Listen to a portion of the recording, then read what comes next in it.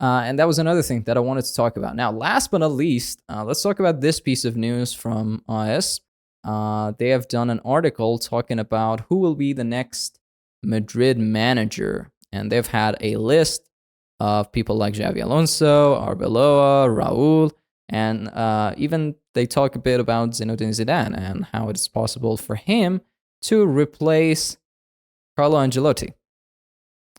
Now, before we talk about like each of like these guys individually, I just want to say something that again, and it's about all the rumors that we are hearing that Ancelotti is gonna go and become the new manager of Brazil at the end of the season.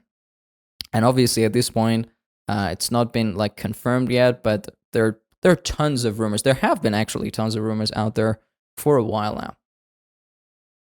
This is my personal take on the matter. I could be absolutely wrong here, but I think that Ancelotti's future rests 100% on his hands. And let me explain that to you. I think if Ancelotti is able to win either La Liga eSports or the Champions League at the end of this season, he gets to stay for another one. I think he wants it.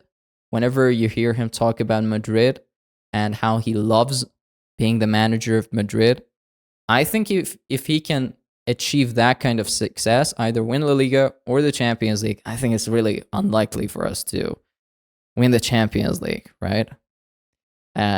Considering the depth of the players that we have, and as we approach like the basically like the ending part of the season, it's going to be really, really hard because of the fact that even like when you look at right now, right, we have really major injuries in the team, right? And those injuries are going to happen. It's an inevitable part of football. Again, but it is football at the end of the day, right? No one thought that we would win like 2 seasons ago, the Champions League, right? It was some sort of a miracle when you think about it. Nevertheless, if Ancelotti is able to achieve that kind of success, win La Liga, I think if he gets to win La Liga, he gets to stay for another season, right? And he has not renewed his contract yet, so his contract, I think, runs out at the end of the season, but that is my belief.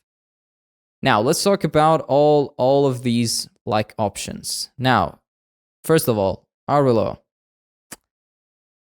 He lacks the experience. It's very obvious, right? And if you lack that kind of experience when it comes to like football as a game, it's going to be really, really hard for you, right?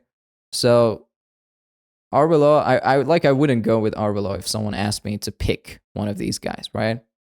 It is somehow the same case with Raul as well. I think he lacks major experience. Raul is at the point that if I were him, I would go to a club, maybe in Germany, maybe in Italy, I don't know, and get to really manage a team, right? I think right now he's the manager of the second team of the club, right? Of the youth team. I'm not sure about that. I have to double check that.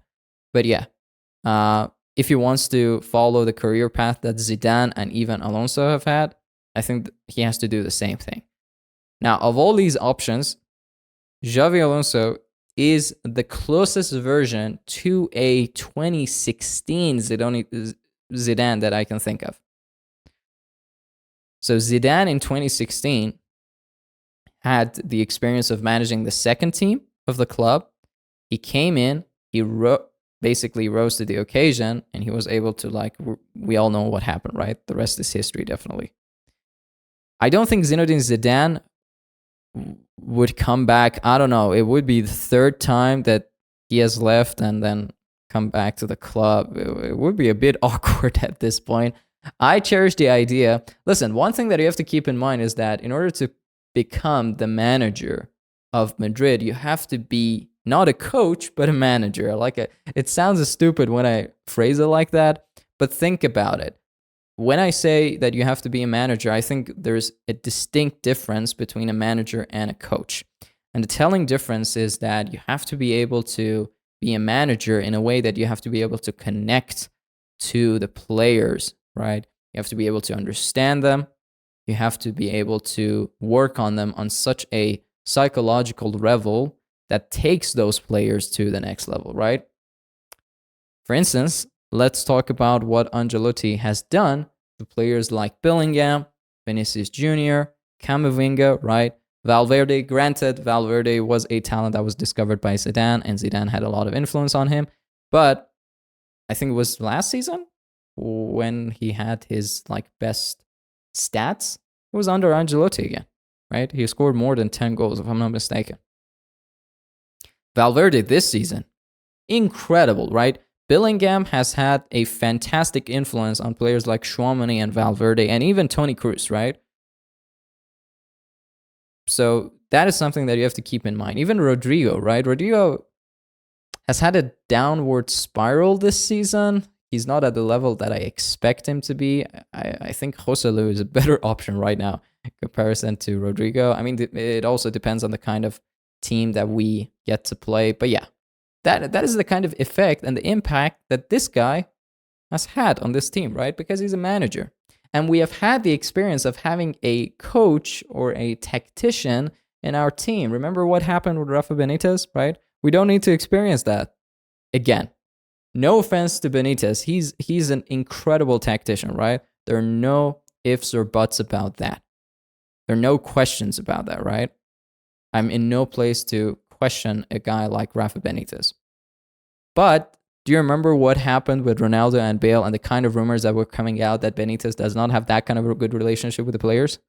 Because I certainly remember that, right? We don't need to experience that again. Working in Madrid, the pressure is so high that you need to be like a special person, a unique person. And Ancelotti definitely has that kind of quality. Whether any of these guys have that kind of quality, I think time will tell. But yeah, it was an interesting article that I saw.